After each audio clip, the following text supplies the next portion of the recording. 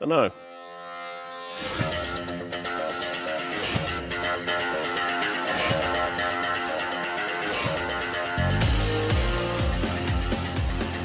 Welcome to the Bleeding Burgundy podcast, a Washington Commanders podcast for fans, by fans.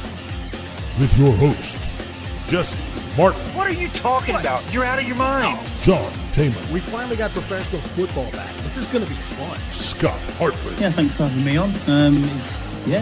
Max Taylor. As long as you got Jaden Daniels, you got a chance to win. Spanning the eras of Washington football. Honoring the past. Commanding the future. And now, the world's worst podcast host, John Taylor. Hello, everybody. I am John Taman. I'm the world's worst podcast host. If you've never heard the show before, you can tell right now why. Anyway, welcome to the show, everybody. Hey, look, I'm going to get this right off the top and right off the bat. There's very serious business going on here at the Bleeding Burgundy podcast with our founder, Jesse Martin.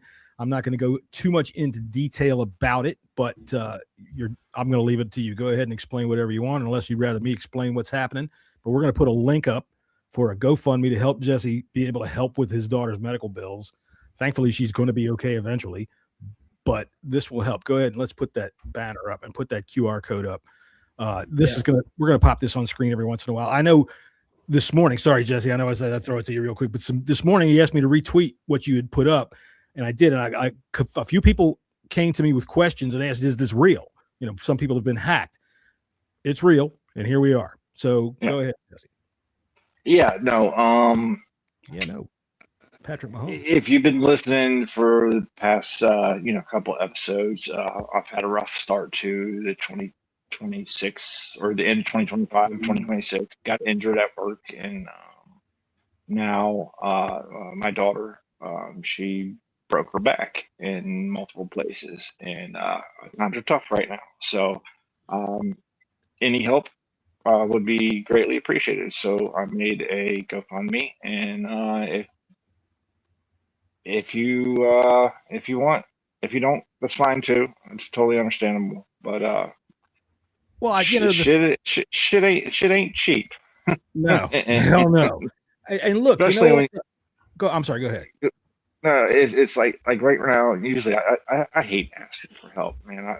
It's a pride thing, and under normal circumstances, I would. But yeah, you did. You did have to talk me into it. Yeah, like seriously, John talked me into it. But while you're driving right now, I am going back and forth from West Virginia. I love my daughter more than anything in this entire world, so I want to make sure that she's okay. And you know, it's been a little bit of a financial burden, so to speak, for many reasons. One, the incident happened in her care is outside of my insurance network. So right. Of course, even though there's going to be some coverage, a lot of the coverage is not going to be handled. It's going to be a lot more than if it was in our network. But since she's being cared for outside the network, just don't have a choice in the matter of that it's a lot of money out of pocket. So these two guys down here, they don't know what that means. They've got the national health, they've got it set up. But here it's different. And look, I'll tell you what, you're 100% sincere. And the thing is, when I went to the GoFundMe immediately, you're not asking for a whole lot, you know. And no, I'm not. It's not like somebody's trying to get over here. And this is a real thing, and this is our friend, and you know he'd do it for you, and he has. So there you go. We're going to keep that QR code up on the side up there if you want to go ahead and help. That's what it's all about. If you come on to the show later and you're curious about what it is, just go ahead and point your phone at it, and you know, you let your conscience do the work from there. Go ahead. No, I wrote the story, kind of what happened, what's going on. So it's fully there. So okay, anything helps, and if not, I'm not gonna hold it against you. I promise. Of course not. And well, you know, and anybody, we appreciate it. And look, if you are listening to the show later rather than watching it live, the Super Bowl happened, and the score was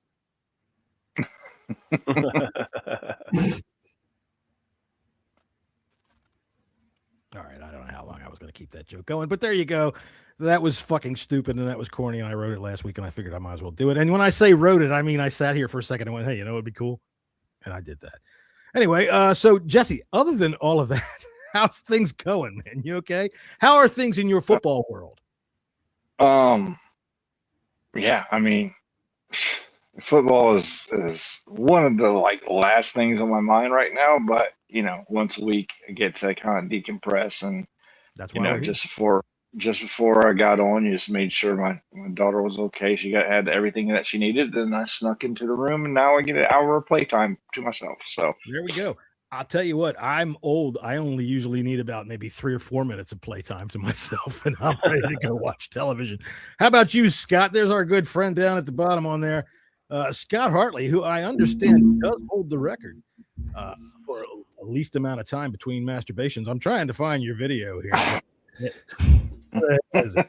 That's right. There he is. I'm hydrating. It's Scott Hartley.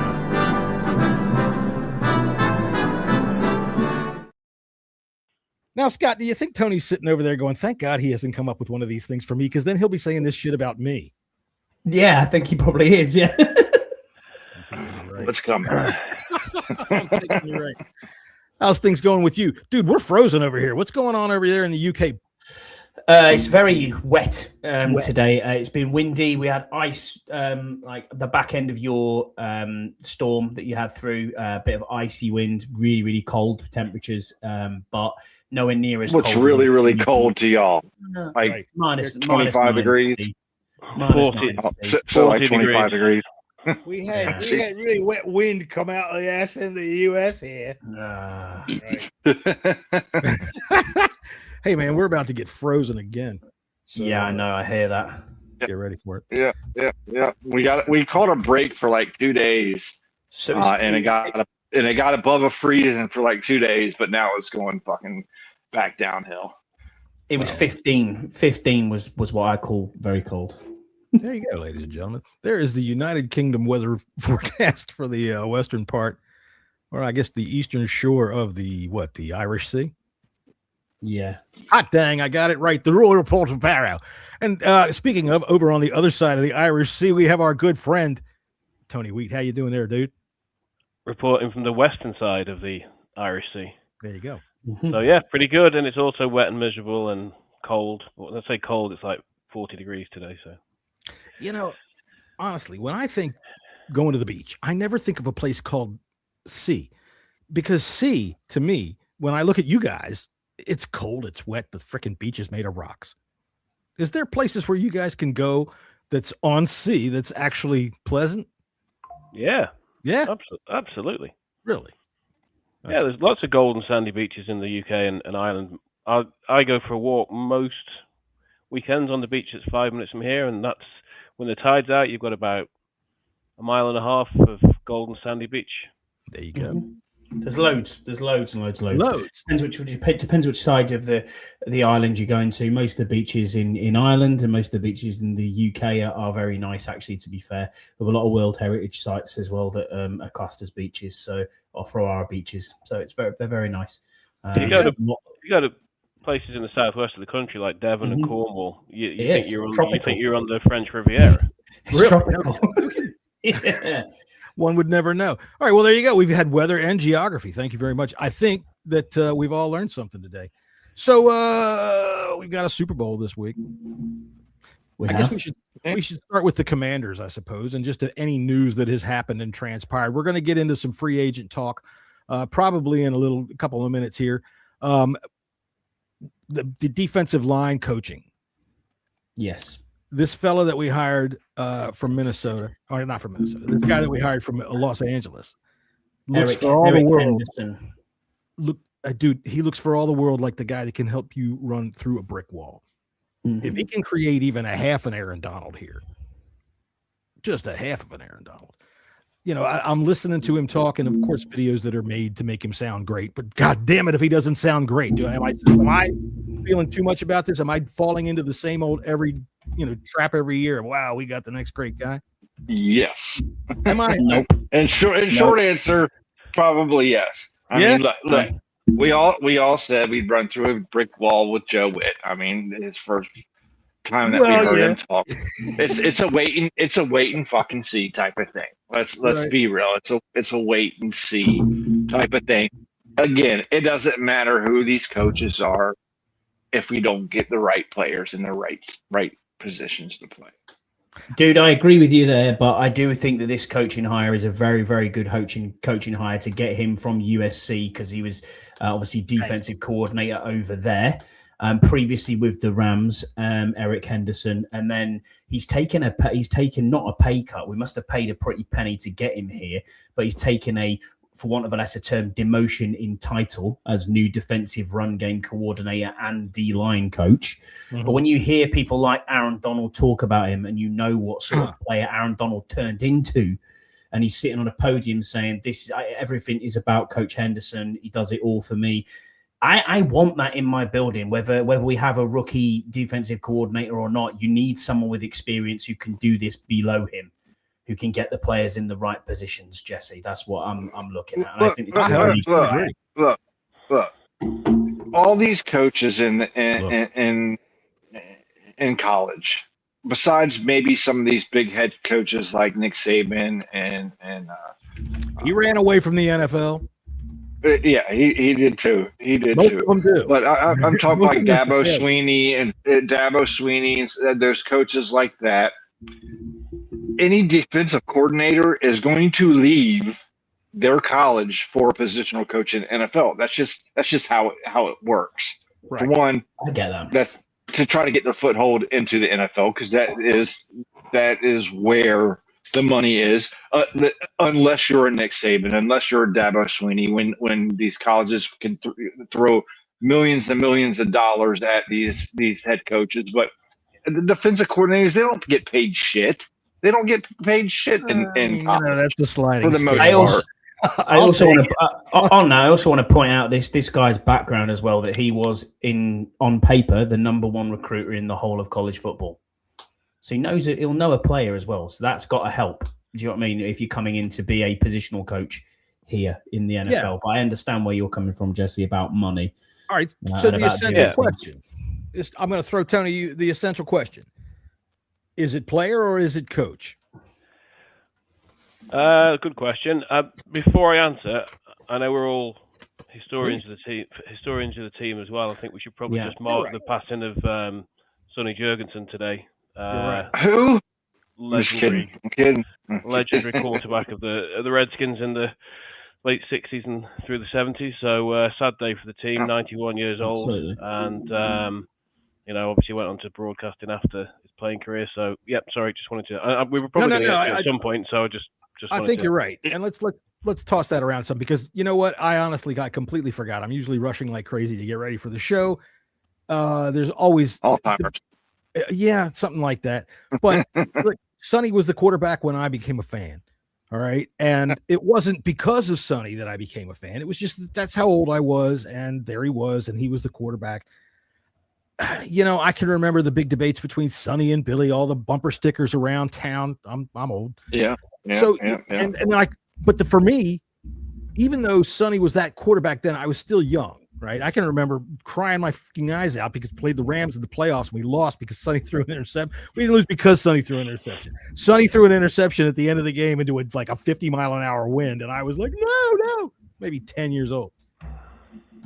But as a member of the booth, that's where my big memories of Sonny is being in the booth. And when I was a kid, listening to him. And Herzog and even with Larry Michael a little bit too towards his later years as well. Mm-hmm.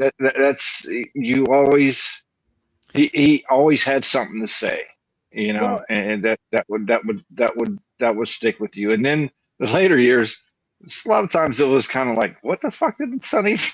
Sonny was nowhere near as bad. I have audio of Sam saying some of the most ridiculous things, and Sonny getting sick. Yeah, that's true. On the radio, going, that's true too. What? Yeah, that's true So, too. That's but look, true too. they were great as a team on the radio. All right. And the one thing that sticks through all of those Super Bowls and all of that stuff is Frank Herzog, touchdown, Washington Redskins, listening to Sonny Jurgensen listening to Sam Huff and Sonny bicker back and forth about what's going on out on the field. I'm sorry, I don't mean to take over for you two guys down there, but this was a part of your fanhood that you just missed. I'm sorry. Yeah, He's the icon. He is truly, in my opinion, as a lifelong resident of the Washington, D.C. area, he's the king of D.C. He's the king of Washington. Sonny probably hasn't paid for a meal in D.C. in 60 years. Well, that's true.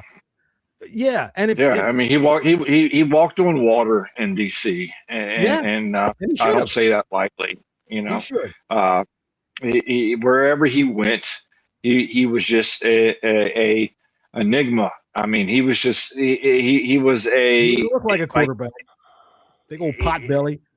Yeah. He looked like quarterbacks used to look.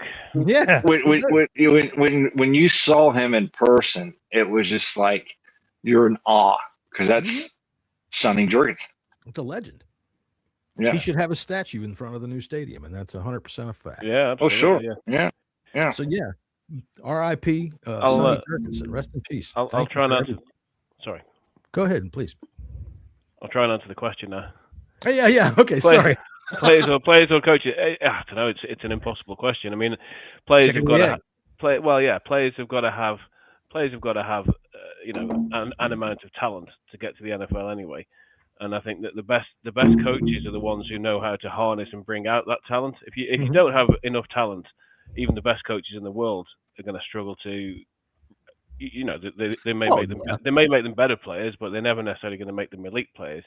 And it's not just about coaching individual players; it's about coaching coaching individuals into units. So it's a very difficult question to answer. I mean, the whole Brady Belichick thing would suggest it's more players than coaches, perhaps. But that's a one-off. That's an isolated. We'll talk about that. We will talk about that.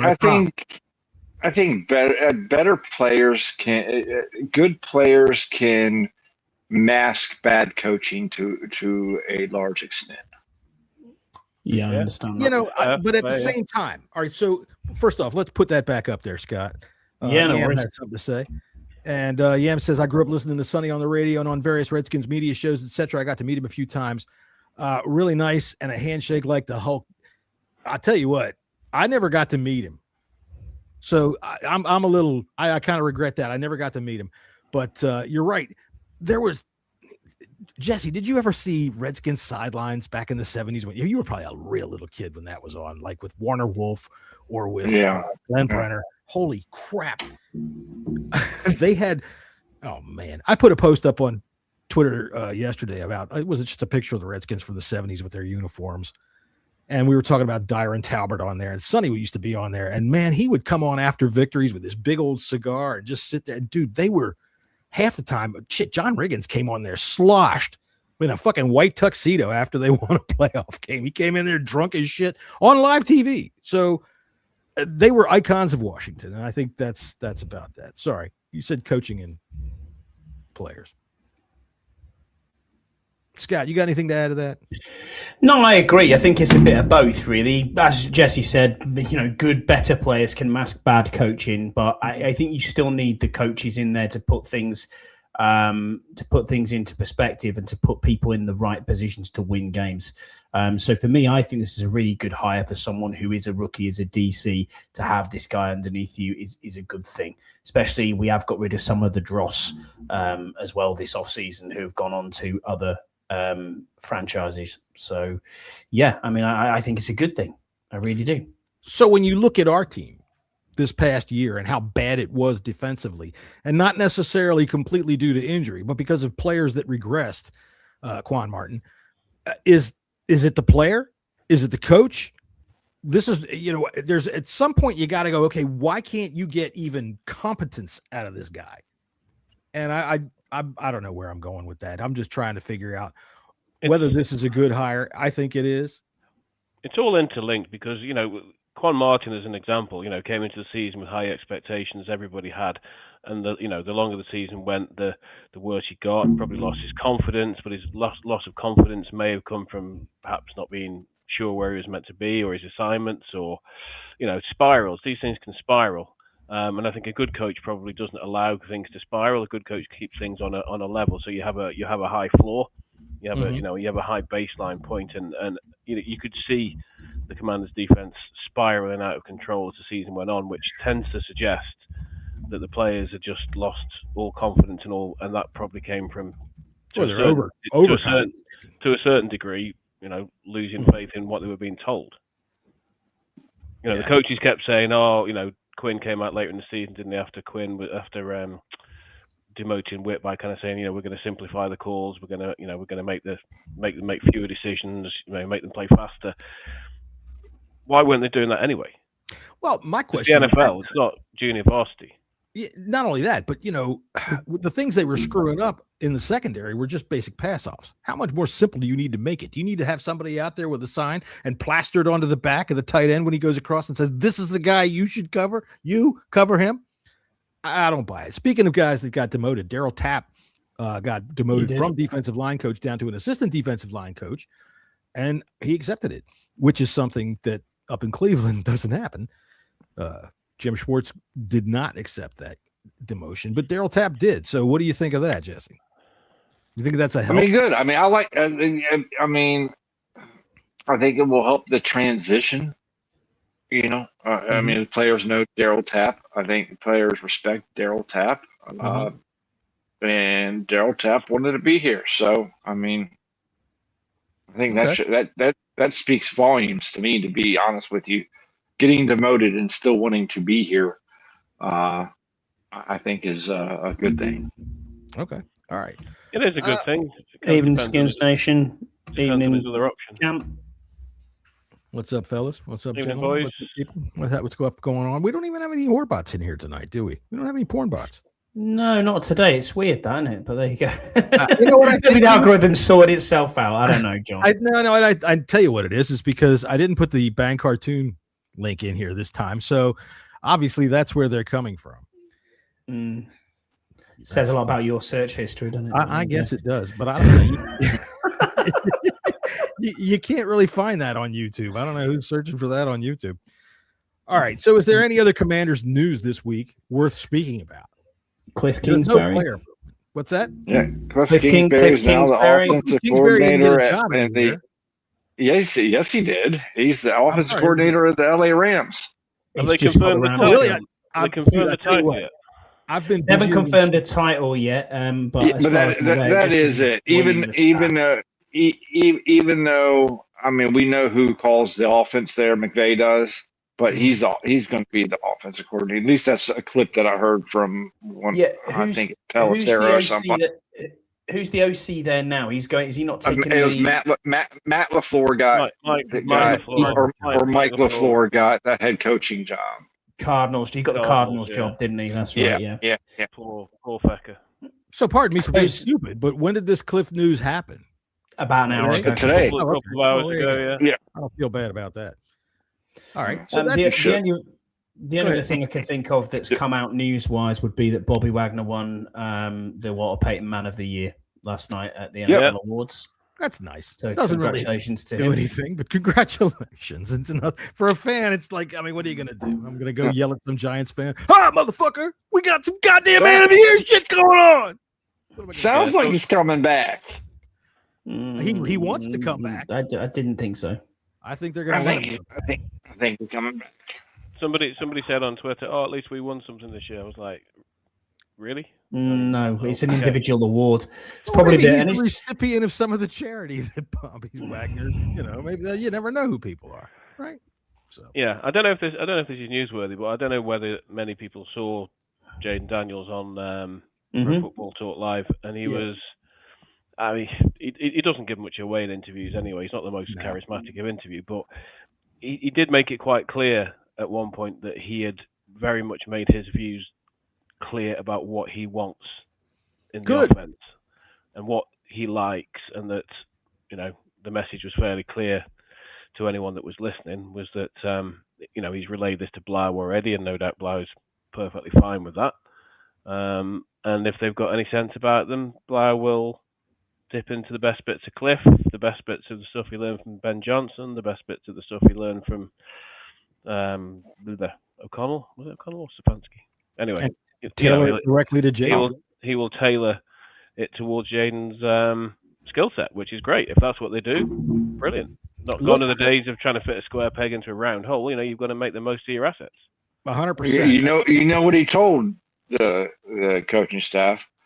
Go get me a fucking Jahmyr Gibbs or a Bijan Robinson. And let's go fucking. He didn't say that. Let's go fucking put up 40 points a game. That's what he said. That's exactly what he said. He called him and told me last night. Oh, I love Jeremiah Love. Please draft Jeremiah Love at 7. I'm just going to put this up from Cam. He's got a very good point here. Were we as fans conned about how good our position coaches and coordinators were? The alleged succession plan obviously didn't exist. I don't know if conned is the right word, but you do have a good point. I think everybody always wants it to work, including the people that make the hires. I don't think anybody was sitting over there going, hey, I tell you what, we're going to put one past the fan base here. We're going to tell them. The succession plan kind of. If it turns out it's bad, it's bad. I mean, the succession plan did kind of work if you're putting Blau into it. Absolutely. Yeah, I mean, it works. Now the defensive plan didn't work. Now whether is that was with scheme or players or a mix of both, but I would put it more on scheme than anything, and injuries. Let's be fair. The succession plan has worked. We succeeded those boys right on out the door. Yeah. Yeah. Right. It was the perfect storm last year. Scott, what do you think? Is conned a good word for something like that? Or, I mean, when it comes to misled, maybe I would say. I wouldn't say conned, but yeah, misled? It's funny because you look at the succession planning and this layer of coaches, and you think to yourself, right, we've got Lynn, we've got Johnson there, you've got lots of talent on that side of the ball. And then you go, you picked David Blau. Was that a panic? We'll get back to that. I don't know, because other teams were obviously after Blau, being the offensive mind that he is. And then defensively wise, Joe Witt just didn't work at all, which, fair enough. It didn't work out for Dan Quinn. I think initially they probably wanted Al Harris rather than Joe Witt, but settled on Joe Witt and said, well, we'll go with Joe because we know we can get him from Dallas rather than taking Al Harris at the time. And now obviously we've got someone who isn't really linked at all to this coaching staff. So new head, new DC, new OC. We'll see how it goes. Their presser is also booked for Tuesday at 10 a.m. I don't know about the Al Harris. I mean, nobody wants Al Harris. So they have opportunity. I think initially they were trying to look for Al Harris and it was blocked, if I remember rightly. I mean, it wouldn't be blocked if it was a step up. Yeah, you couldn't block him for DC. Not now. I mean, initially when DQ took over. Yeah, that's what I'm saying. The first season. I think it was blocked. Yeah, it could be, but he wasn't he could have been a defensive coordinator if they really wanted to know. But he wasn't, because he's not a defensive coordinator anywhere. He's a defensive backs coach. He's always been one. No, I know, I get that. But I think that's probably who they were looking at to look for succession and stuff like that we've got in this plan. But now, I think we're all right. I think we're all right with this new hire. I don't think fans were conned in any way. I mean, I think the succession plan, whatever that form that takes, clearly has happened on the offensive side of the ball. I mean, they could have gone, if they wanted to take the safe hire, the safe option, they could have made Johnson Brian Johnson the offensive. That's what I thought. Yeah, they could have made Anthony Lynn the offensive coordinator. So instead of that, they've actually made the bold decision. And Jesse doesn't like it, and I understand why he doesn't. And time will tell whether it was the right decision or not. But you can't accuse them of not backing their own, if you know what I mean. So the defensively, okay. I mean, I think the cupboard was so kind of bare defensively that they had to look outside of their organization. Who are you going to promote? I mean, I've seen people ludicrously, now Kerrigan's gone, saying, "Oh well, they should have found a job for Kerrigan inside the organization." It's like, this isn't an old boys club. This isn't jobs for the mates. Yeah. This is kind of talk about nepotism. I mean, nepotism obviously is rife in the NFL, but at the same time, with if Kerrigan has not proven over the couple of years he's in the job that he's got potential as a coach, and you would think that he mustn't have shown that because he's had the opportunity in the same way Blau did. I don't think he didn't show that. I think he probably. I mean, we're bringing in a new defense here. We're going to a 3-4 and an aggressive 3-4 type of defense. I was going to ask you that. Are we? Is that a definite that we're going to go 3-4? Oh yeah, absolutely. 4-3? Yeah. Well, he said. Sorry, Jessica. No, this is. I mean, this is a schemed up. What he's always been a part of was a 3-4 defense. I mean, that's. I don't see, unless he has a magic other playbook that he's always wanted to do on his own. He's always been with the 3-4 defense. So I would clearly, I would be shocked if it wasn't moved to a hybrid type of 3-4 defense. I think he said that I think when he was interviewed last week. They asked him about playing 3-4, and he said. I mean, I suppose at this stage he's not going to play all his cards, is he? But he said, we'll play some 3-4, we'll play some 4-3, we'll play some hybrids, we'll play some different, the whole thing was showing different looks to confuse people. So, you wouldn't expect him to say too much at this stage, but it's going to look very different. If you want to see what this defense looks like, go look at not only the Vikings but also the Denver Broncos and how they run their defense. That's what this defense is going to look like. Now, is it going to be as good as those defenses? Time will tell. But that's the defense that this guy is coming in to run, and it's going to look a lot like the Broncos type of defense.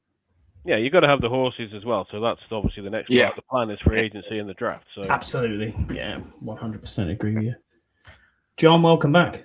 Thank you. John. Sorry about that. I had some kind of blink or something like that.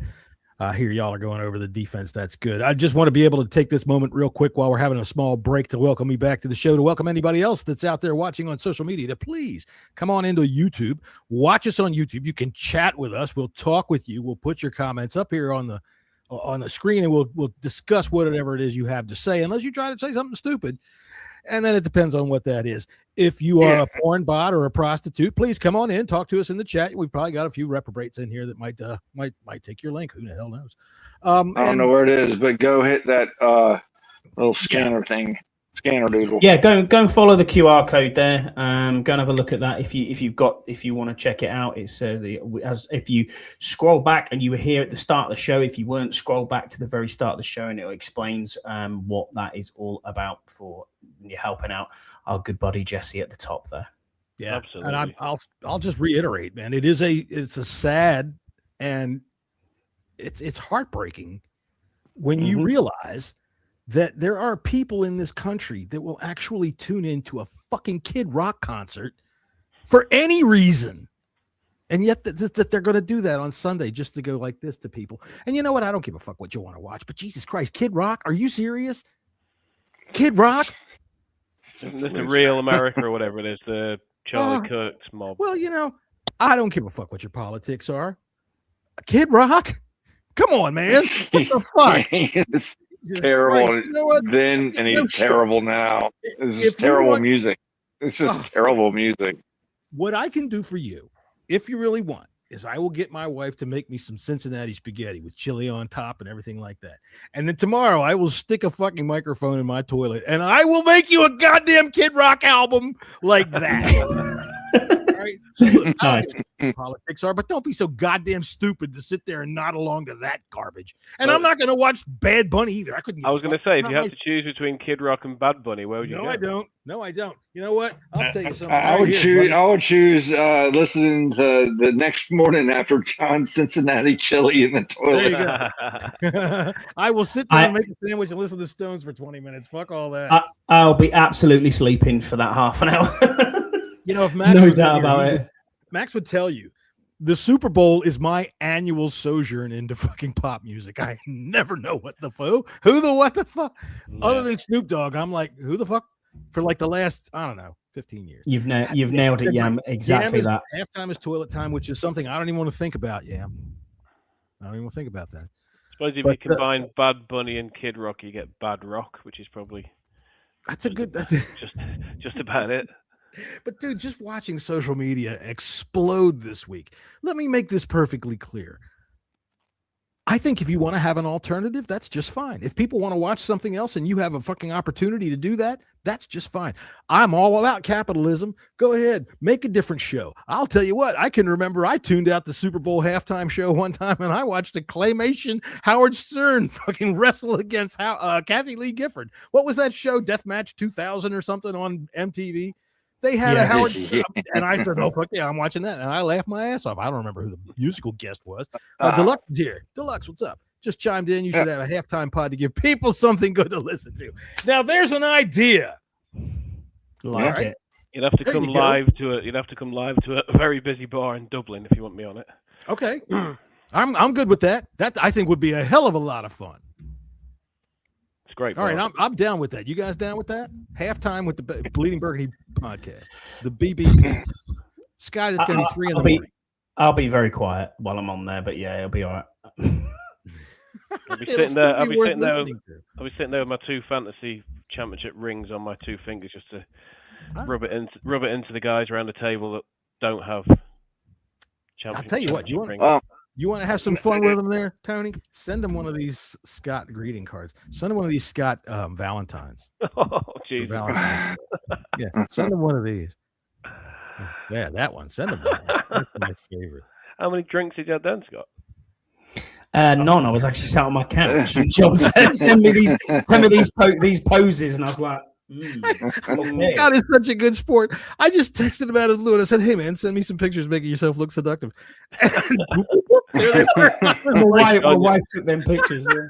He didn't send me any dick pics, so thank God he didn't get the wrong idea. To be honest, John, you wouldn't see them anyway. You'd be like, "What the hell's that?"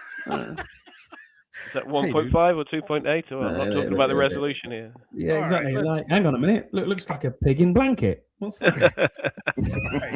All right, so we're going to talk a little bit about some free agents. We're going to talk some skill position and only some of the top names right now. We're not really going to get deep into the weeds on this right now. Come on, John. Well, okay, of course.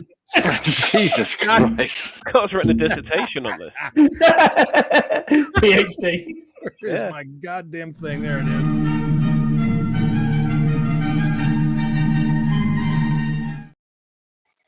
Now, I will say, Scott, I did use everybody that you gave me.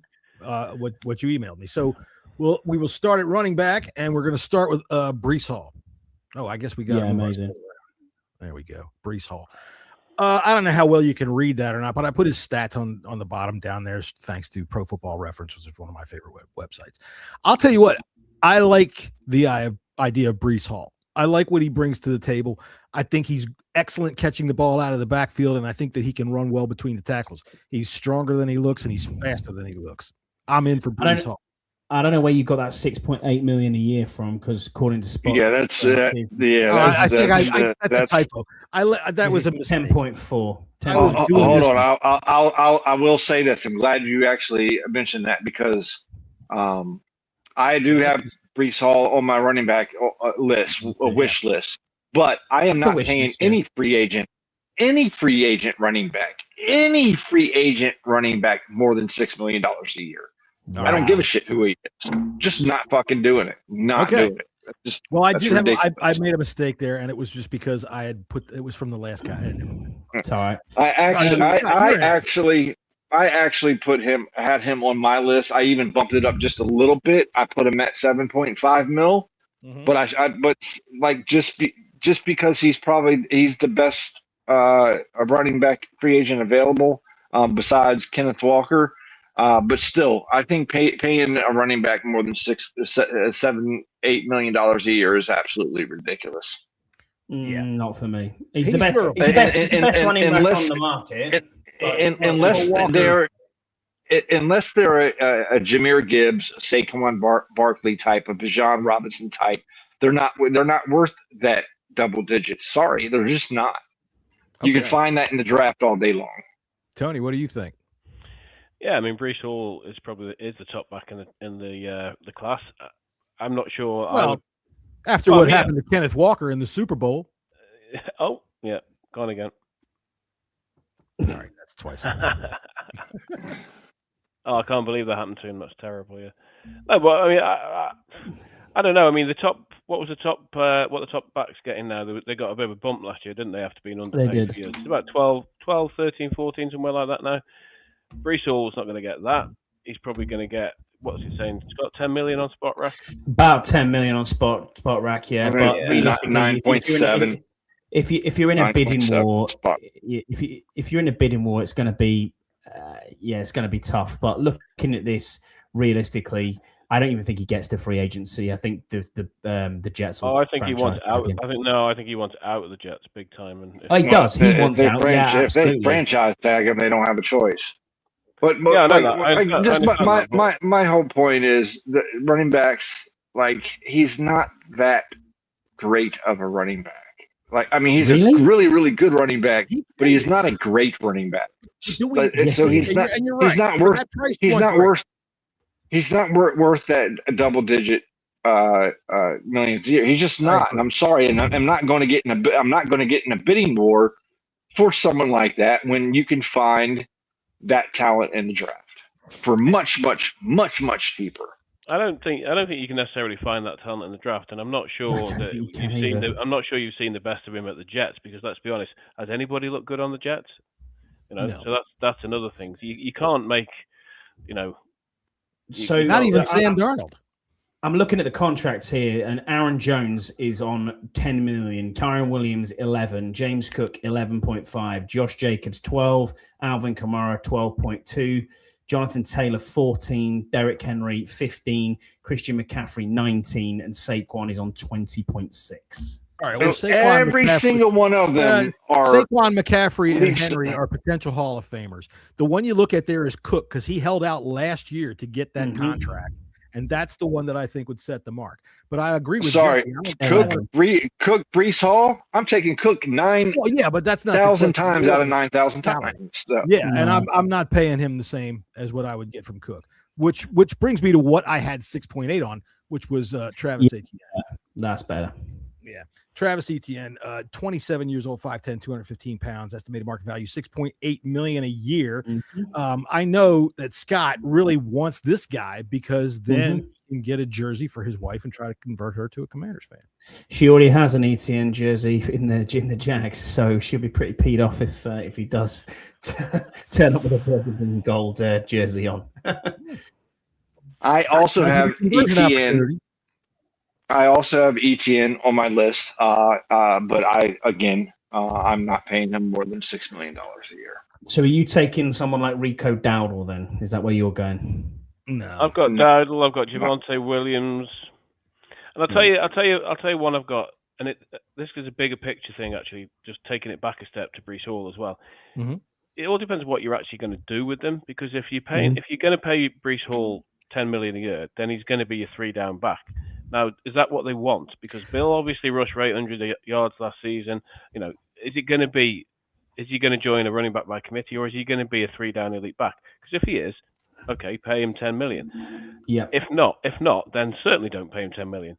But Travis Etienne, you've got Etienne, you've got a couple of other backs. You've got Javonte Williams in there.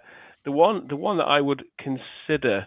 You've got Dowdle, obviously, as well. The one I would consider, if it's going to be more part of a committee, because he's actually come from that sort of environment, would Rashad White. Kenny Gainwell from Seattle.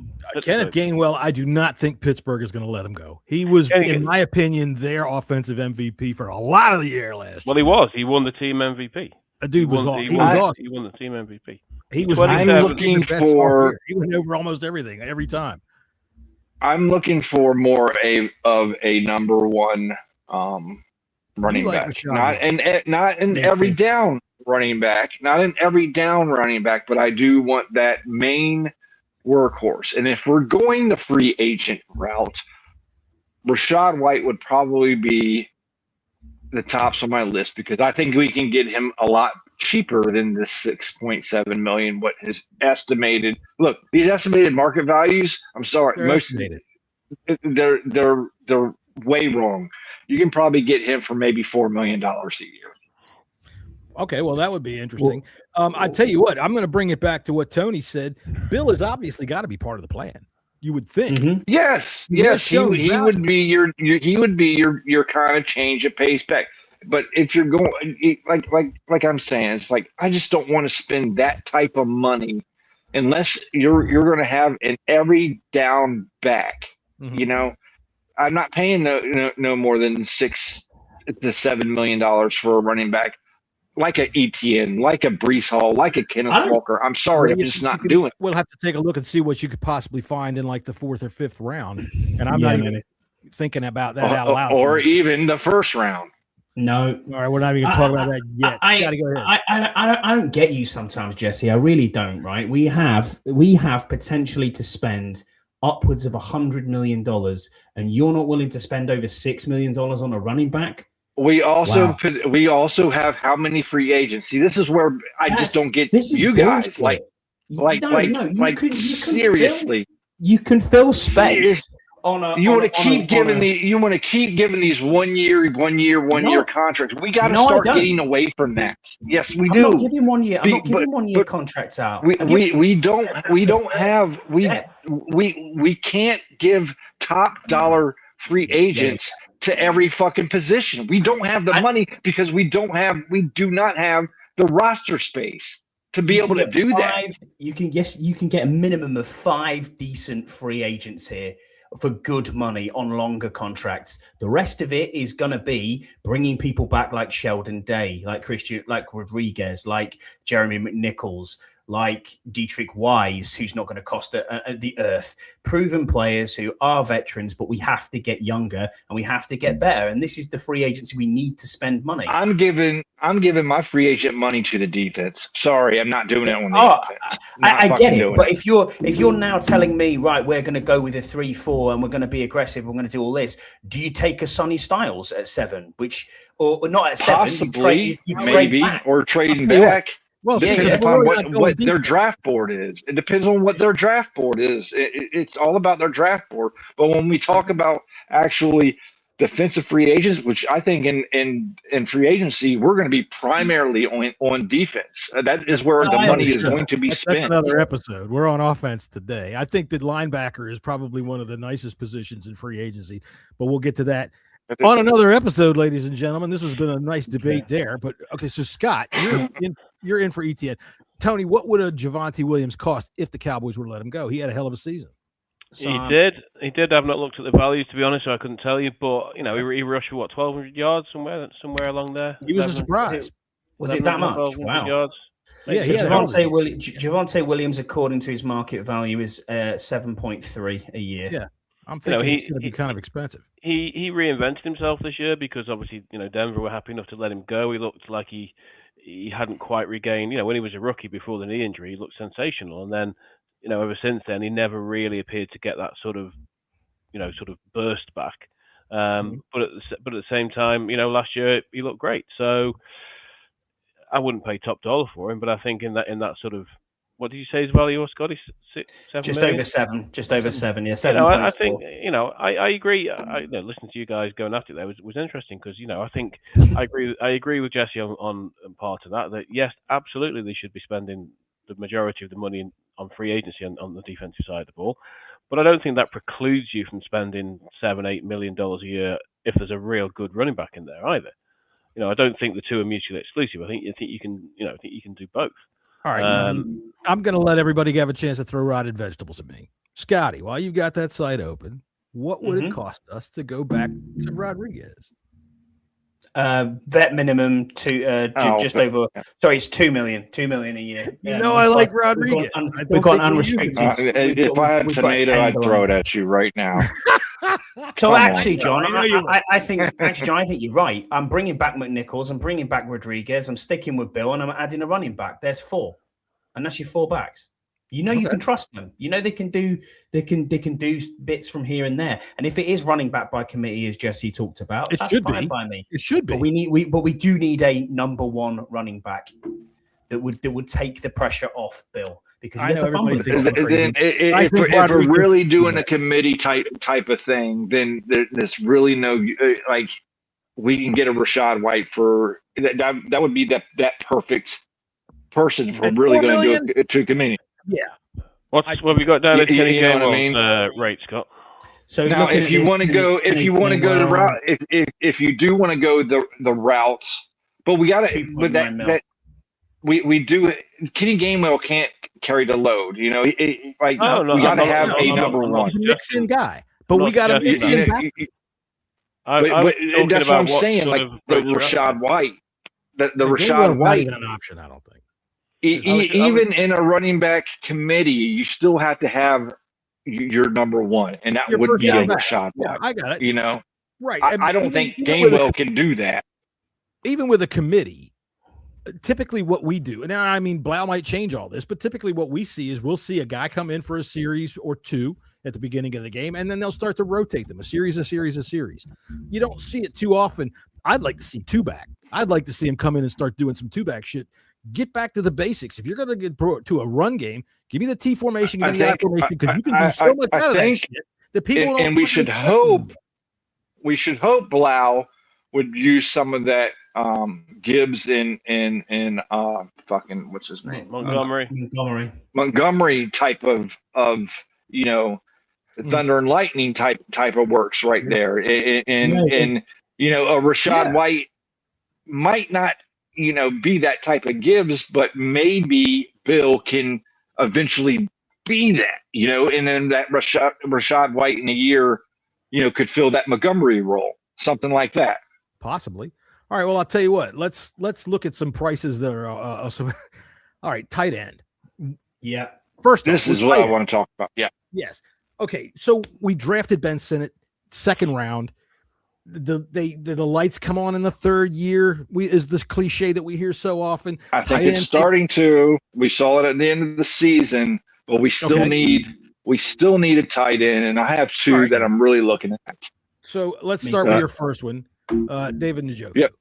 Okay. I would rather have not started with him, but that's okay.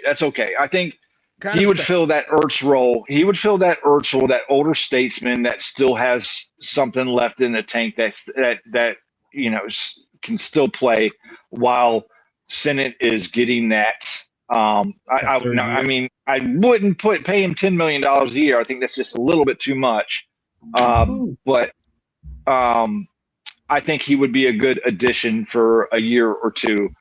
He's only 29, and Njoku, I mean, he's a damn good pass catcher, and he's pretty damn good at blocking too. Damn straight. So, Scotty, does his injury history scare you? No, I just wouldn't. I haven't got him on my list of players to go for. I just think at 29, he's probably a little, not saying he's too old, but I want someone who's kind of 26, 27, 25, that sort of, you can get 2, maybe 3 years out of them. Okay. Is where I'm at, because I would keep the tight end room kind of as it is. We just need a replacement for Ertz. That's it. That's exactly my point. And the Njoku, Ertz is 33 years old. Yeah, I know. I get that. 32 years old. Yeah. So still, you got Sinnott still developing. You bring in Njoku for a year or two. It's not a long term thing, because he's, like I say, he's still got some value left. He's still got some skill left.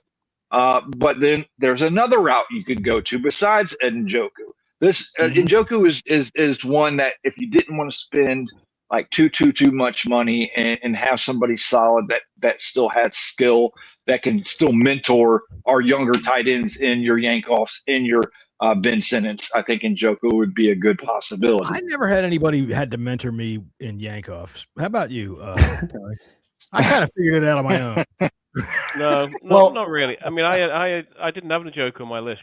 Neither did I. Only because I made a arbitrary decision that we were gonna, on my list that I was gonna put together, it was gonna contain nobody who was gonna be over the age of 28 at the start. That's where I've gone with you. Similar. See, like, you can't do that, though. You know. Hang on. I'm not saying that's what I'm not saying that's what they're going to do. I'm just saying for the sake of the list that I that's was his making, idea, and to get younger, these were the guys that I would target. I'm not saying that they won't target Njoku. Yeah. And I'm not saying that it's a bad idea to target Njoku.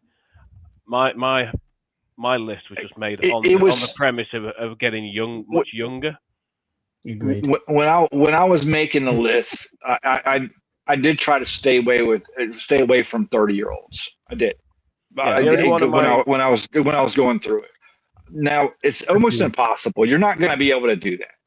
So he's 29. He's 29. In all candor, 40 odd names here with who fit between that 25. The youngest on my list is 25. The oldest is 28.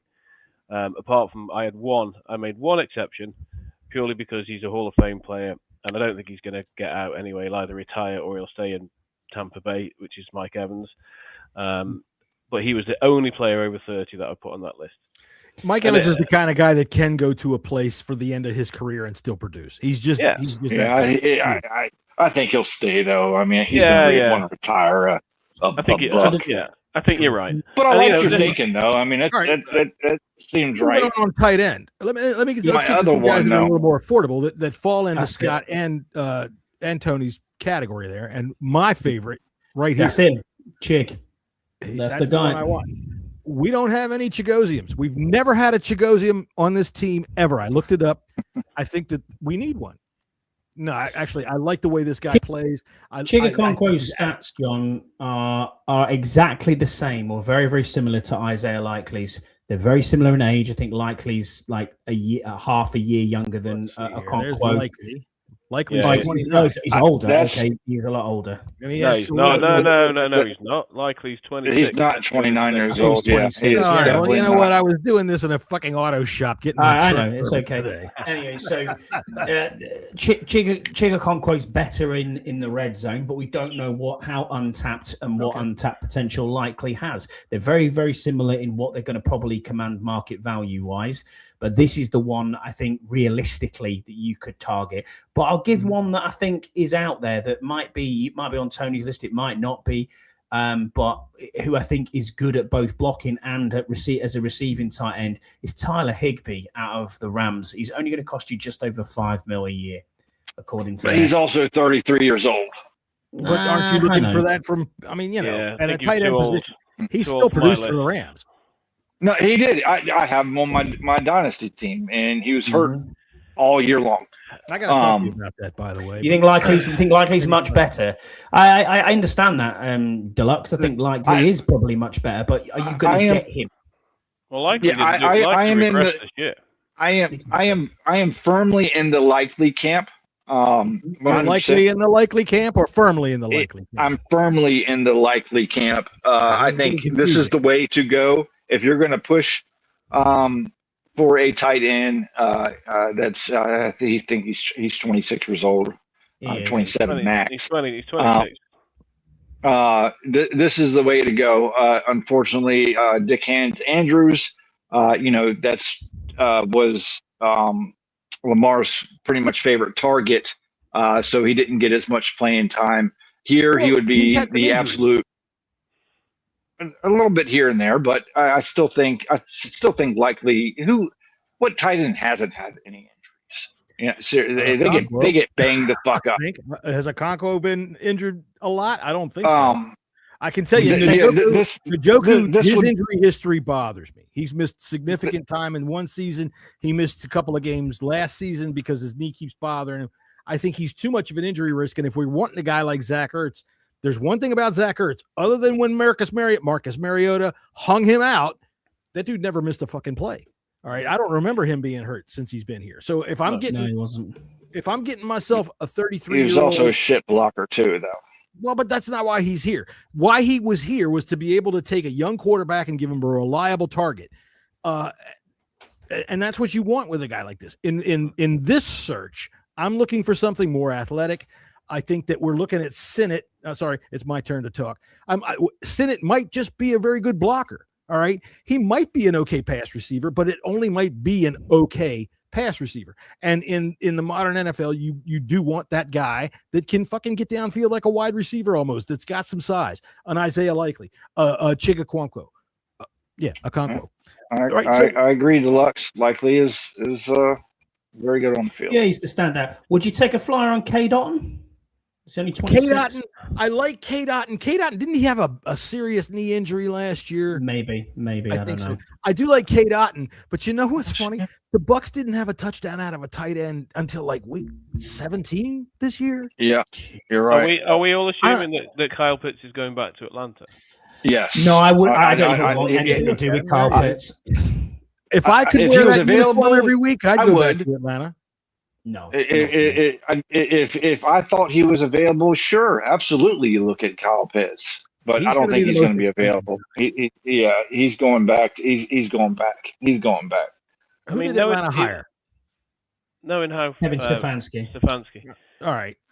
Knowing how Stefanski loves his tight ends. Yeah. Pitts gets a bad rap because he was the superstar and he was supposedly he's let down so many fantasy managers, including myself, over the years. I think that was a lot has to do with coaching, though. Yeah, but if you look at it, give the ball. Yeah, but coaching was one thing. Yeah, how he was used, what the scheme was. But if you actually just take out his second year from that and look at his pure stats, and I know I know stats are only one aspect of it, and but he's got half decent numbers there, particularly last season, and he became increasingly used last year, and he was increasingly influential last year. He's going to be expensive, and I expect he'll go back to Atlanta. I'd be surprised if Atlanta would let him go. Honest to goodness, I think I think I disagree with that. I think Atlanta might be sick and tired of waiting on the potential. Yeah, maybe. Even though they saw it this year, was it enough? I'm not so sure. And at that price, I think it was enough. He was a fucking killer this year. It depends what Stefanski wants to do, doesn't it? So you'd pay a tight end 11 million, but you won't pay a running back 6. Make that make sense. Anyway, tight ends are so much more. Dude, are you kidding me? Hell yeah, I'd fucking do that. Not for Kyle Pitts. Not for 1 year of production. No. Fuck yes. Well, okay, so fuck yes. More than one. He's had more than 1 year of production. Well, he got 1,000 yards as a rookie, but if you look at the bottom stat there, 17-game average over his course of his career, 98 targets, 62 receptions for 780 yards. We were paying. When did the Falcons not underperform? When do the Falcons ever go, God damn, that talent is really going to perform like it should and do what you expect them to do? Like I said, all year long, whenever we talked about gambling on football, we were paying Ertz $10 million a year, man. Come on. When it comes to Kyle Pitts, I can't say at all that we have seen what we can get out of Kyle Pitts because the Falcons, who the fuck knows what they can do? They have all this talent that doesn't do fuck all. And, I'm saying fuck a lot. I think we paid him 6.25 last year. It's a lot of money for a 33-year-old. So, I get your point. Jesse. It's only another 4 mil. Pitts had a great rookie season. The cap went way up. And a very good last season. It's true. And 3 average seasons or average to poor seasons in between. So I still think if you can get Likely or Chigaquanko, that's really good for me. Yeah. That's where I am, is with Chigaquanko, and I think that is a priority for the team. I think that's a good happy medium. Yeah, you need somebody. You need another pass catcher. I don't think Yankoff is ready to take that. No, he can't stretch the field anyway, like a Conquo can. Yeah, and I think Sennett is ready to take that leap, but I still think you need somebody else. You need whether you want to go to a Conquo or a Likely. To have that other type of pass catcher, or I'm not going to be opposed to a 1 or 2 year veteran, someone to take the place of Zach Ertz. Not necessarily, take all the snaps and targets as Ertz did over the past couple of years, but kind of spread the wealth between that particular tight end and Sennett, because I think we need Sennett more involved. All right, while we're on tight end, let me ask this. Okay, Sennett, second round pick. What if it turns out that he's just going to be a good blocker? Like I said this a minute ago, but does that turn Bates into potential trade bait. He's been called the best blocking tight end in the league, right? So is there something possible there? Does that make Bates something that we lay out there? There's been things this week about Max Crosby. We're going to go all over the place here. Go ahead. Don't want Bates off the team. Bates stays. No. I don't give a fuck. All right. Bates stays. If Sinnett's blocking ability, in my opinion, at a second round, in my pick, opinion. So if you I think Bates for Max Crosby, what do you think? You do it in the second, but that's just you're going to need a lot more from Max Crosby than Bates in the number 7 pick. Come on, John Bates in a bag of trash. You know, John Bates. I'll fill your drinks machine, and here's a jugs machine while we're at it. Yeah, that's not going to work. That's not going to work. Let's look at some wide receivers real quick, because it's already. Stick with us, man. I'm fucking here for a while. How about you guys? You guys here for a while? Yeah, I'm good, man. Very good. All right, here's Alec Pierce, wide receiver. Unbelievable. Scott just got a hard on, didn't you? I did. But the problem we're going to have here is trying to get Alec Pierce is going to be a massive, massive bidding war. And if you start paying him money to near what Terry's getting paid, then we've got problems, because, is he a wide receiver one? Is he? Well, you say that, but you're saying he's not going anywhere. They have got problems in Indianapolis. They've got very little cap space. They've got to sort the quarterback situation out with Daniel Jones, who's going to cost them a fortune. I mean, you're not franchise tagging him for $44 million. And what are you doing with Alec Pierce? I think he walks. I think he ends up in free agency. Somebody's going to pay the shit out of him. I think it becomes too pricey. So I think someone like Juwan Jennings maybe is where you end up with a Wandale Robinson. That's my guy, and that value is way too much. It's around 16 million, 16, 17 million. That's what I got off Spot Track this morning. Listen, I'll tell you what. When you look at Juwan Jennings, in my opinion, we got that in Treylon Burks. We got the potential in Treylon Burks. And I know a lot of people are throwing him out the window and forgetting all about him. But look, man, I'm not throwing Burks out the window. He had some injuries that can be overcome. All right. Injuries can be overcome, and mostly are nowadays. We saw what he could do last year. I'm telling you, he averaged a 0.25 catches a game. Let's I know. A little bit. He didn't play too many games. It took a while for him to get in. Just think of it. Just hold on. Think of this real quick. Think of this wide receiver room. Just real quick. Just Terry McLaurin. Motherfucker today, ain't he? Terry McLaurin. We got Terry McLaurin. Your elite number 1 wide receiver. Oh, Terry stop it, you. All right. You got Deebo Samuel, all right, coming out of the slot, that gadget guy that you can just do anything. I want him signed back at around 13, 10, 11, 12, $13 million. You got Juwan Jennings on the other side. You got Luke McCaffrey, and you got Romeo Doubs. Think about that wide receiver room right there. And Jalen Lane into that as well. And then Jalen Lane right there. And then what do you do when they sign? Think about that. Are you throwing Burks out the door? No, he's our 6th wide receiver. Well, it all gets thrown out the window when they sign Brandon Ayuk anyway. So. Oh, don't please. I don't want to listen. He's Jaden's friend. Oh, that would not shock me if that happened. It's got to be on a let them go run off to the mall. All right, it's got to be on a prove it deal though. If you're going to do that, on a do you really want to be here? Agreed, 100%. It needs to be minimum salary. Not saying vet min. It's got to be probably around about 8 to 10 mil. 8 to 10, I'd agree. And then you laden it with incentives to say if you hit targets, if you do this, if you do that. My problem with Brandon Ayuk is not just that he's an absolute nutcase. It's the fact that he's got he's coming off a serious injury. I truly believe. I truly 1,000% believe, and I think he's over a year over his injury. I think Brandon Ayuk did all that crazy shit to get with Jaden Daniels. to get on this Really? team. If a guy's going to do that, I don't want anything to do with him. He'd be a professional. Let's move on to this guy because, honest to God, when it comes to Juwan Jennings, I think we can get that from Treylon Burks. And so let's look at this dude, Wan'Dale Robinson. Especially for that price. He's very good. He's small, though. That's the thing. We got that Jalen Lane. Not paying $17.5 million for Wan'Dale Robinson. Nah, I'm good. Okay. Christian, It depends on the role. All right. Well, we spoke about Romeo Doubs. I like Romeo Doubs as well, but in Green Bay, am I wrong? Is he playing out of the slot mostly? And why didn't we give the opportunity to McCaffrey? I gotta say, he's got to take that fucking goofy cap off. I was about to say, I'm not signing him if he wears that on his head.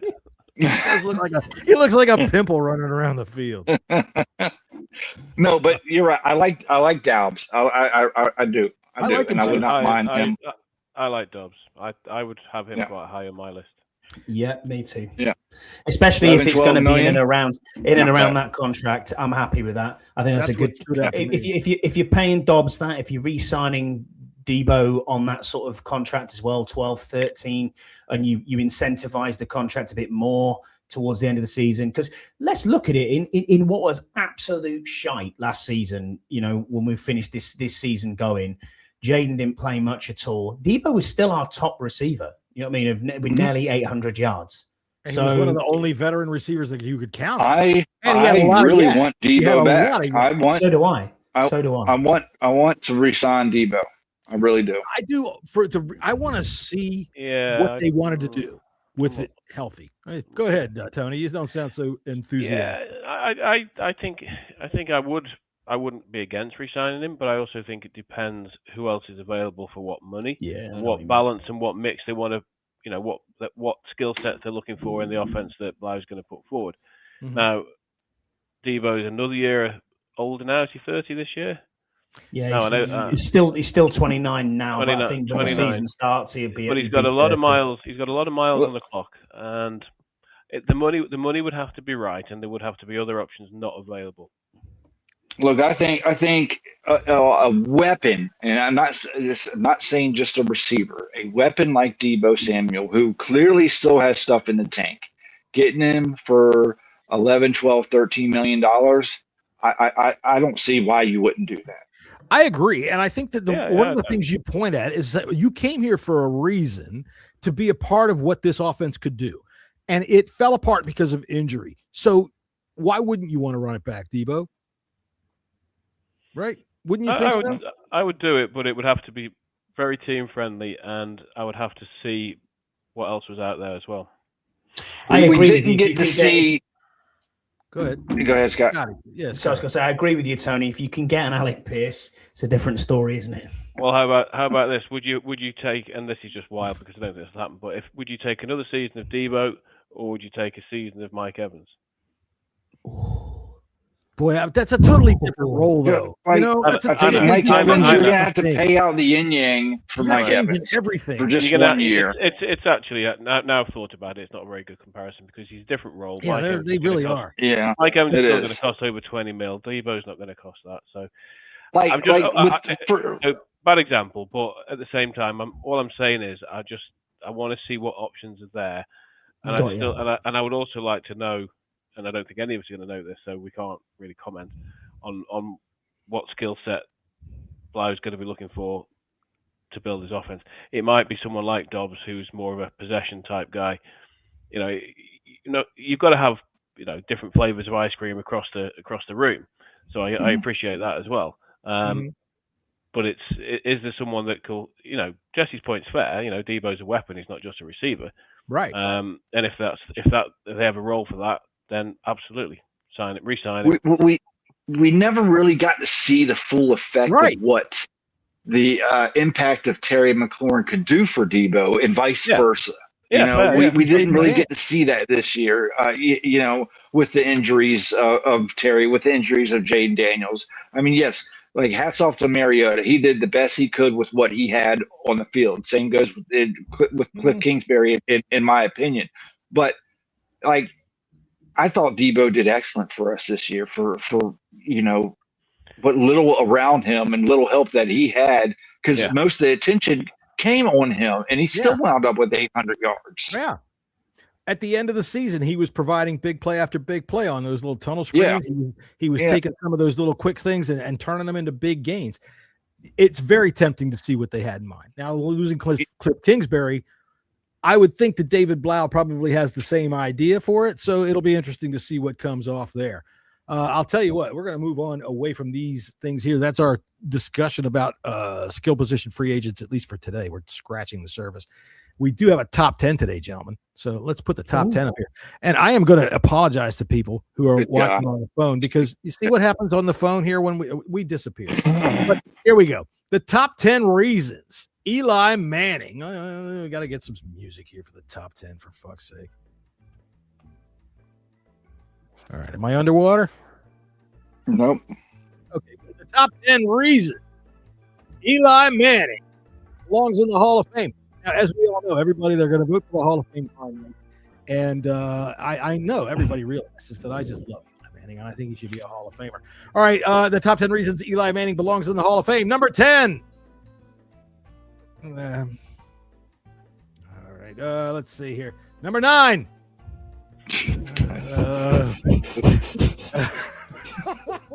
All right. I could see where you were going as soon as you pressed 10. Okay. Top 10 reasons Eli Manning belongs in the Hall of Fame. Number 10, he paid for a ticket. Okay. He's allowed in. Number 9, hilarious juggling act entertains kids while parents look around the museum. That's always nice. Just put the kids in the kids' room, and Eli Manning can entertain them. He makes faces and all kinds of stuff. Number 8, reason why Eli Manning belongs in the Hall of Fame. He's joined the janitorial staff. Has to be there after hours, Could be. The number 7. Look at Jesse. He's like, I think he should be in the Hall of Fame. Okay. All right. Number 7 reason Eli Manning belongs in the Hall of Fame. He was the 99th caller at a radio giveaway and won a free trip to Canton. Number 6 reason Eli Manning belongs in the Hall of Fame. He was driving up to visit the Rock and Roll Hall of Fame, and really had to piss. Maybe. I don't know if you know it or not, but they're right along the same road. So let's see here. The number 5 reason Eli Manning belongs in the Hall of Fame, so he can look at his brother's bust. I was going to say his brother's in the Hall of Fame. That's the only one I can think of. That's it. Number 4 reason Eli Manning belongs in the Hall of Fame, to film a Goofy King's Hawaiian Sliders commercial. Now, I don't know if that matters to you guys over in the UK, whether they show those or not. Right. King's Hawaiian are these little, fuck it, they don't pass. Let's see. Number 3 reason Eli Manning belongs in the Hall of Fame, to demonstrate Eli face to historians wishing to preserve the look of the man who just threw the fourth quarter death pick. All right. If you never saw Eli face, just Google it. It'll come right up. And that's the face Eli made when he fucked up the game. The number 2 reason that Eli Manning belongs in the Hall of Fame. Just for lols. That's it. That's it. That's numbers 1 to 10. The number 1 reason Eli Manning belongs in the Hall of Fame, to illustrate to future generations how fucking stupid we were in pretty much every aspect of our society. There you go, ladies and gentlemen. Eli Manning does not. Goddamn hard. All right, it's for a rebuttal. You know why Eli Manning belongs in the Hall of Fame? Let me ask y'all a question. All right. Did Troy Aikman belong in the Hall of Fame? Yes, you remember. All right, well, Eli Manning has better stats than Troy Aikman. So please think about that for a little bit. It's not about stats. Think about that.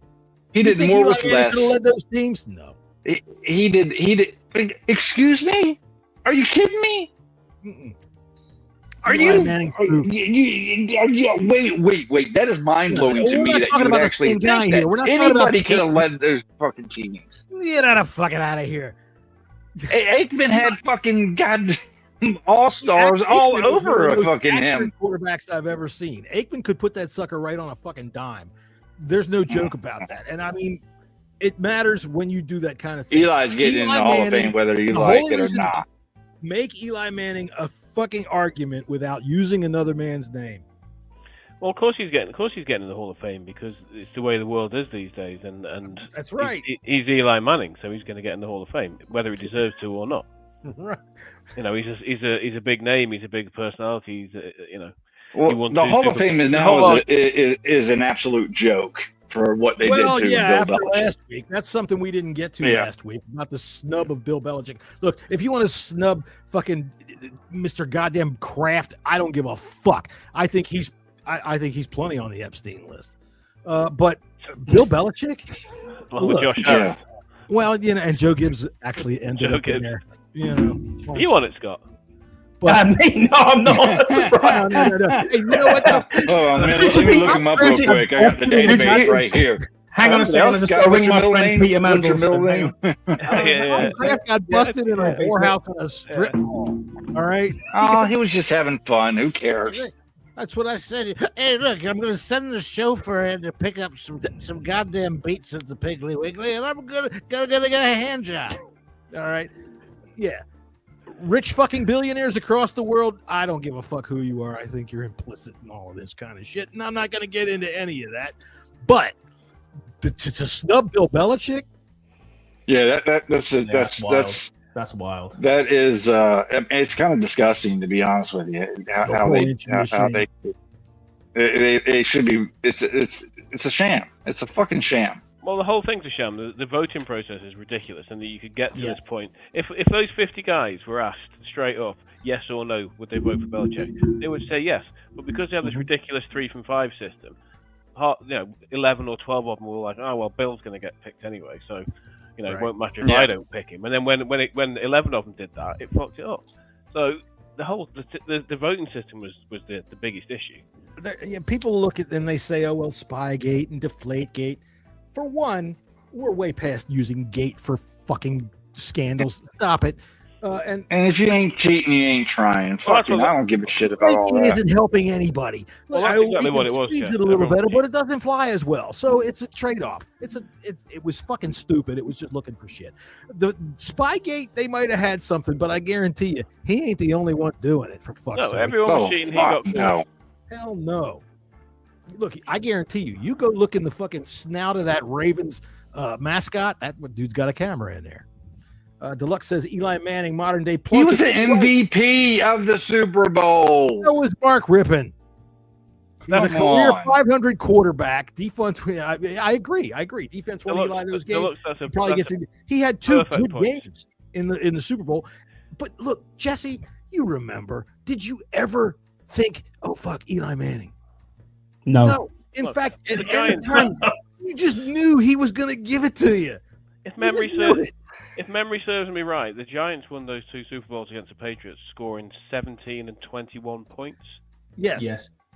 So I will say this: don't give me the Manning stuff, because the defense won both those games. He still won MVP. Well, MVP in the game. Yeah, but what's that mean? He had a good game. No, he didn't have a He threw a touchdown pass to whoever it was in the first game, and he did. I'll give him his credit. Threw one of the greatest passes I've ever seen to Mario Manningham down the sideline. David Tyree, the Manningham pass was amazing. The Tyree pass, get in just on that. The Tyree pass, the way he had to get away, and I'm not making a case for Eli Manning. Don't get me wrong, but MVP of the Super Bowl just means you had 2 really good games. And you're right; those defenses, when you look at it, especially in like 2011, he's had in those 2 years, 7 and 11, he had really good runs through the playoffs. Y'all are just biased Giants haters. Yeah, fucking I am, but that ain't got nothing to do with this. But Deluxe is right. He's exactly like Jim Plunkett. He gave up the defense in those playoffs, and especially in 2011, gave up 2 points, 20 points, 14 and 14. All right, so yeah. If you're telling the story of the NFL throughout the period, and you can't tell his story without mentioning Tom Brady, you ain't got a story, and you can't tell his story without mentioning Tom Brady. That's why he's got. That's why he's in. Like I said, number 10. What? All right, so let's see. What do we have left? We have the Hall Super of Bowl. Fame. We have. So who do you want to put in the? We'll talk about who gets in. Yeah, because we're getting kind of late here. The Super Bowl's coming up here. Aren't they already? They've already picked them, didn't they? They already picked him yesterday. I thought I thought it was still up in the air. I thought it was tomorrow night. Saturday night. It's not. It was Luke Kuechly, Larry Drew Fitzgerald, Drew Brees. Drew Brees, some old Arizona Cardinals do. I've half heard of, but I couldn't tell you who it was. And Adam Vinatieri. I can't disagree with any of them. Did you say Larry Fitzgerald? Yeah, I think I disagree with Vinatieri. I don't understand why he's in it. He's kicked the most points ever I've ever seen. He's kicked the most points ever in NFL history. Well, I mean, if you're gonna let him in down the fucking road. There's more people deserving than fucking. Oh look, Adam I don't disagree with you, Joe Jacoby. You know what I mean? There's so many people out there. London Fletcher. You know what I mean? There's so many people out there that we could just from this organization that we could say deserve it more for what they've done. But right now it's Roger Craig. Roger Craig. Dude, what you want to throw some vegetables at me? Ricky Waters. Roger Craig had to wait 30. I mean, I've always said that Roger Craig should be in the Hall of Fame, so I'm delighted. Because I'm okay. I'm okay with him being in there, but absolutely, Roger Craig made the playoffs on every team he was on in every year of his career. And I apologize. He was with the 49ers, not the Cardinals. So that's why I was confused. Bad. But he rushed. He did the 1,000-yard double, 1,000-yard rushing receiving in 1985. First person to ever do that. Yeah, he was unbelievable for a 3 or 4 year span in the mid to late 80s with the Niners. He was unbelievable. He was excellent with the Raiders. He was excellent with the Vikings. The dude was just great throughout his career. I said Ricky Waters. People look at you like you're crazy about that, but look at his statistics, man. I mean, I know I always say it's not the Hall of Stats, but if you're a 10,000-yard running back, there ain't too many of them that are not in. O.J. Anderson, I think, is not Frank in. Gore.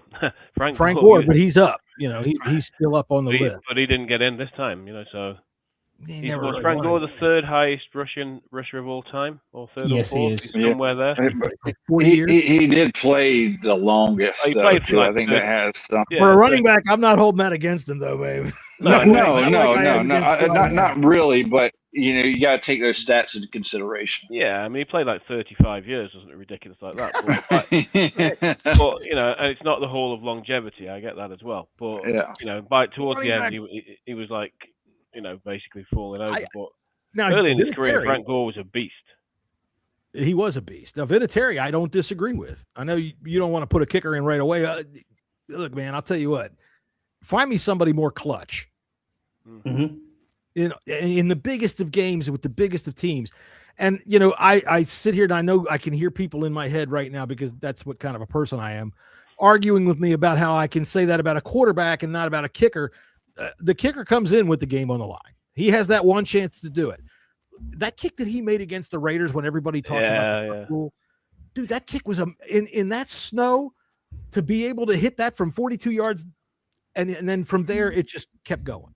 I'm fine with that. Joey Sly could do that too. Right. Deluxe is right. Joey Sly. Now you're reaching, Jesse. Jesus Christ. Let's just comment back up so we can have some sense in here. What did he say? Ricky Waters isn't in because of the way he treated media. The system is broken. You're right. Yeah. I do believe, if I recall, Ricky Waters said something about he didn't even give a shit about being on the Eagles when he was on the Eagles.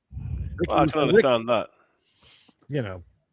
I'll tell you a fun story. Ricky Waters' career ended because after 2000 or after 9/11, he refused to fly. So he wouldn't go to any more workouts unless they could get him there by train or bus. And that didn't work out. All right. So we've got a Super Bowl coming up, and I'm looking for my doggone graphic for it. It's just like the rest of the goddamn week. We don't need a graphic. You know who's playing, right? Yeah, we do. Yeah. All right. So the Seahawks are favored by 4.5 points. I believe the over under is 45.5. I'm taking the Seahawks, but I'm taking the Patriots plus the 4.5. The Seahawks are going to win, but I'm taking the Pats plus 4.5, and I'll take the over. I'm going the under, but I'm probably going to take the over too. No, I don't know. Yeah. I'm taking the Seahawks. I'm laying the points. I don't think this is going to be close. Yeah. Okay. What about you, Tony? I will take the under, because I think that there's two quality defenses there, and I think that Seattle will win comfortably. So in that case, I don't take the points. Or I do Scott. take the points. Is your wife going to laying the watch points. Bad Bunny concert? No, she No? won't be watching that. Good for her. No, she'll be in bed because she's up early on Monday morning. I've booked time off work. She's not really that bothered about the Super Bowl, to be honest with you. So will you put on a dress and dance around with Bad Bunny? Do you understand any of that? What's going on? I just told you before. I'll be asleep at halftime. That is the time to get 30 minutes of sleep. The only two like, real halftime shows that I've enjoyed have been Prince and Springsteen was awesome. And then apart from that, I thought Dr. Dre and the likes a few years ago was pretty good, and that's it. Yeah. Everyone else, I couldn't give two shits about. Really, it's my annual sojourn into freaking. It's when I stick my toe into pop music. Is the Super Bowl halftime show? Michael Jackson was pretty good back in the day. There you go. Yeah. Okay. Right back then. Yeah, fair play. Yeah, I'll give you that. But for me, I'm laying the Seahawks points. It's 4.5. Seahawks should win this comfortably. I think the Seahawks win by 7, maybe 6 or 7. But I would take the under. Actually, I don't think it's going to be a massively high scoring game. And Drake I'm picking the earthquake problems. So there was an earthquake earlier in the week.